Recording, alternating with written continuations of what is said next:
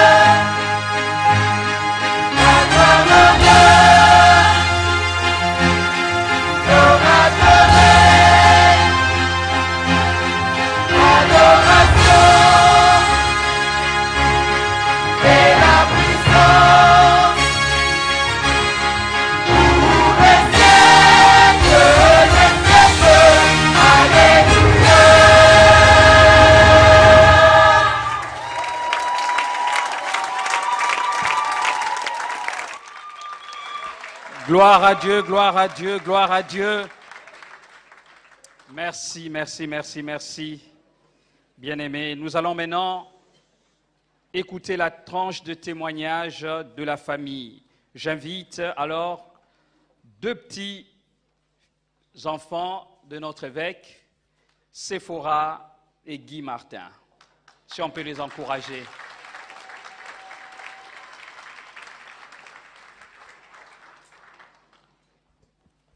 Bonjour à tous. Moi, c'est Séphora et je suis là pour représenter les petits-enfants. La première chose que j'ai à dire, c'est que papy était pour nous un réconfort, un modèle, un ami.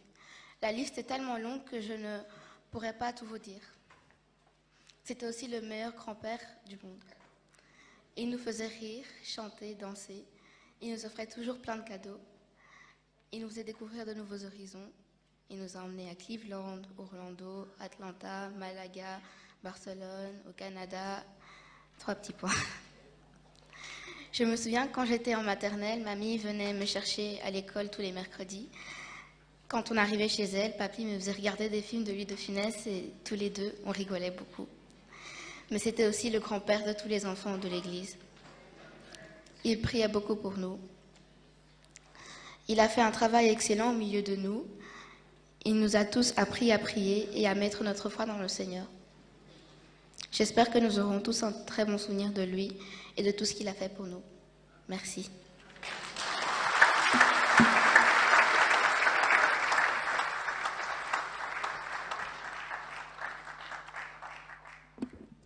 Voilà, sans tarder, je vais inviter le pasteur Tito et Aimé à venir aussi rendre leur témoignage.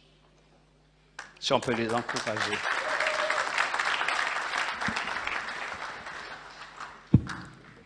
Bonjour à tous. Alors moi aujourd'hui j'aimerais vous parler de mon père, Martin Moutier-Bellé. J'aimerais vous dire quel genre de papa il était. Vous le connaissez tous et vous avez tous entendu des super bonnes choses sur lui. Et moi j'aimerais juste vous dire que c'est très difficile d'être enfant de pasteur, pour plein de raisons.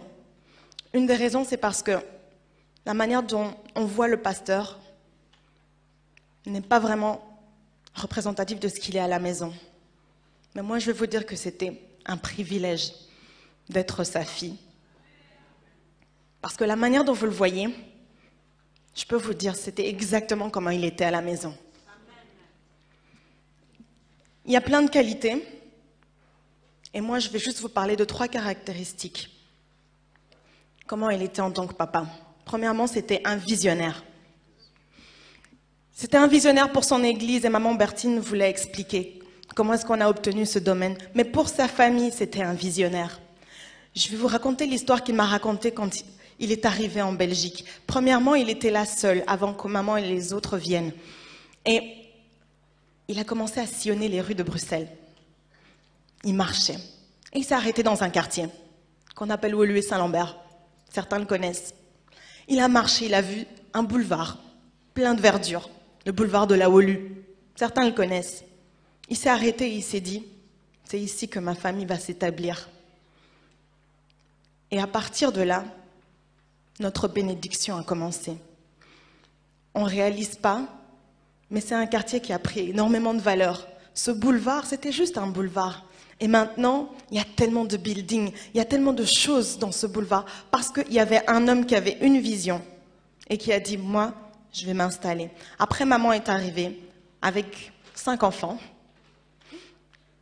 et un 6e est arrivé par surprise à Woluwe Saint-Lambert. Sa dernière, moi. Je suis née le 3 novembre 1986, exactement le jour de son anniversaire. J'étais son cadeau. C'était aussi un visionnaire parce qu'il voyait en nous ce que nous, on ne voyait pas.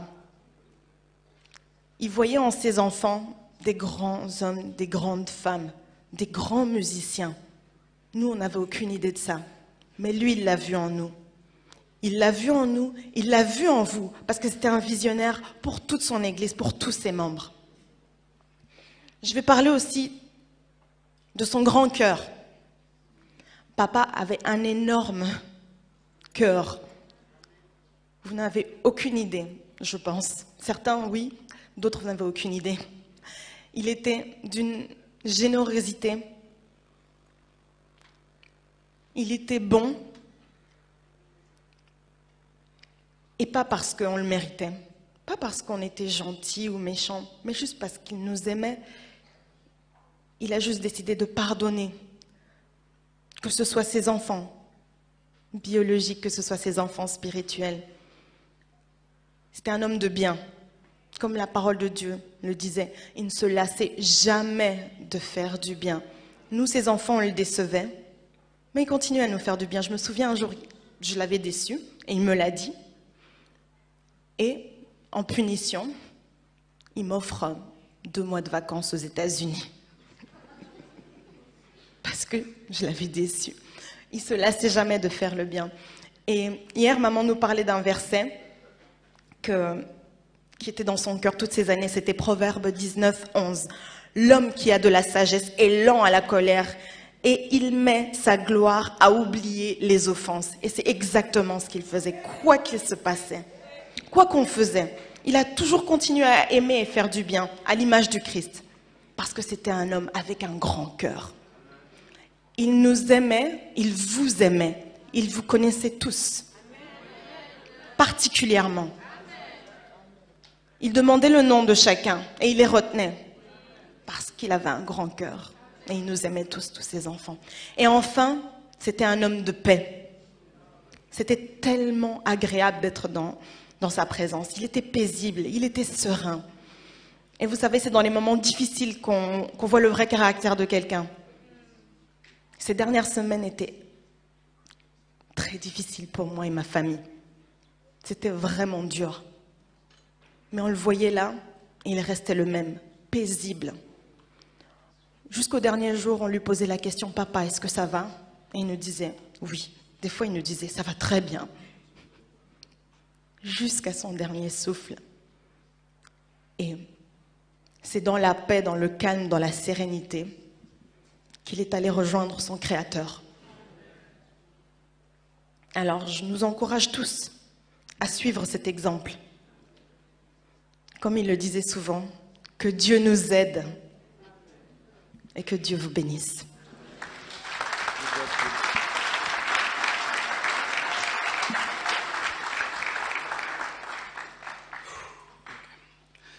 Mon père était un héros. C'était mon héros. Tout ce que je voulais être, c'était comme lui. Et contrairement à la normale, plus je grandissais, plus je deviens adulte, je vieillis, plus je l'admire. Plus je découvre de bonnes choses que de mauvaises choses sur lui.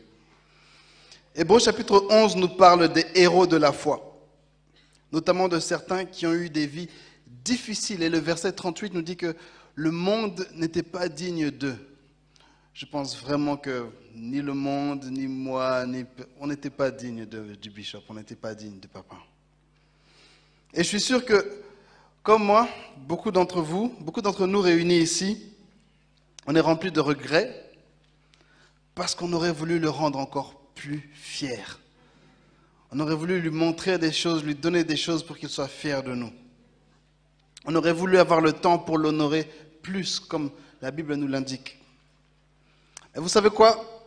Ce n'est pas trop tard. Nous pouvons encore honorer son caractère, honorer son œuvre, honorer qui il était en étant comme lui. Je vais d'abord parler à tous ces enfants, toutes les personnes qui se considèrent comme enfants de Bishop Muchebile. Levez la main, faites un grand signe. Alléluia. Comme Aimé a dit, papa était un homme plein de compassion et de pardon. Commençons à pardonner comme lui. Pardonnons-nous les uns les autres. C'est plus le moment d'en vouloir à qui que ce soit. Pardonnons. Soyons bons les uns envers les autres. Prends soin des gens qui sont autour de toi, comme papa le faisait, peu importe la tribu, peu importe la nationalité, peu importe le niveau de richesse, le niveau d'études, l'âge. Prends soin des gens. Invitons les gens à manger chez nous. Si quelqu'un manque de quelque chose, sois la personne qui va les aider. Soyons comme mon Père. Soyons bons. Nouvelle-Jérusalem, je veux qu'on soit une église réputée pour être bon. Pas pour le marbre. C'est pas ça qu'il a laissé, c'est le cœur qu'il a laissé. Là, j'aimerais parler à tous les pasteurs. Le bishop était un pasteur vrai, humble et un enseignant vertueux de la parole. Trop de pasteurs au XXIe siècle sont des petits menteurs. Arrêtons de mentir, disons la vérité. Si vous vous considérez comme un enfant, un disciple de Bishop Moutchébélé, dites la vérité. Il était humble, il n'aimait pas avoir sa tête sur les affiches, son nom écrit en grand. Soyons humbles comme lui. Dans ce bâtiment, son nom est écrit où? Sur la plaque sur son bureau. C'est tout. Soyons humbles. Le bishop, il prenait soin de ces gens, il prenait soin de son peuple. Prenons soin de nos brebis, prenons soin du peuple de Dieu. Pas de nos costumes, pas tout ça. C'est bien, mais c'est pas ça qu'il a fait. C'est pas ça qu'il a laissé. Le bishop pouvait prendre des semaines de lecture et de prière pour préparer un enseignement. Arrêtons d'être farfelus, compter seulement sur notre charisme, sur notre capacité de bien parler. Plongeons dans la parole de Dieu à genoux. Servons le peuple. Alléluia. Je m'adresse à tous les jeunes. Soyons excellents. Le bishop était un homme d'excellence. Il aimait que les choses soient faites en ordre, propre. Il était organisé. Il écrivait tout, il planifiait tout. C'était un futuriste.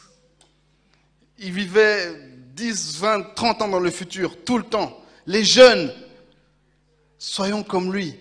Le futur est à nous, si seulement on décide de le saisir. Il a créé une faculté. Étudions. Certains sentent l'appel de Dieu. Tout ce que vous avez à faire, c'est étudier. Et en dernier lieu, j'aimerais parler au Père. Notre communauté vient de perdre le meilleur des papas. Meilleur des papas au monde.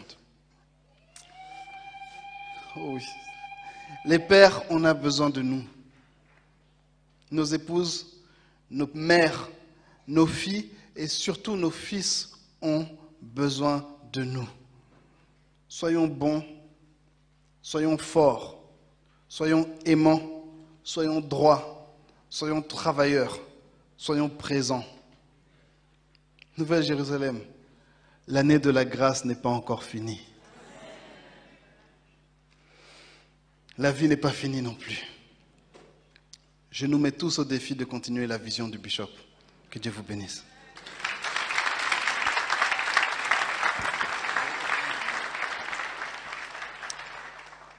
Voilà, sans pour autant tarder, je veux demander j'invite les 6 enfants du bishop à venir interpréter le chant « Quel repos céleste ».